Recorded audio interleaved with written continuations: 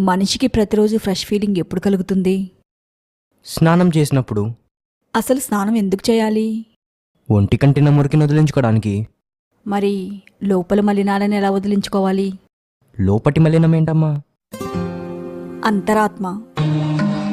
ఎలాగైతే దుమ్ము ధూళి మనిషి శరీరాన్ని మైలపరుస్తుందో అలాగే చెడు ఆలోచనలు, చెడు మాటలు, చెడు అలవాట్లు మనిషి అంతరాత్మను మైలపరుస్తాయి.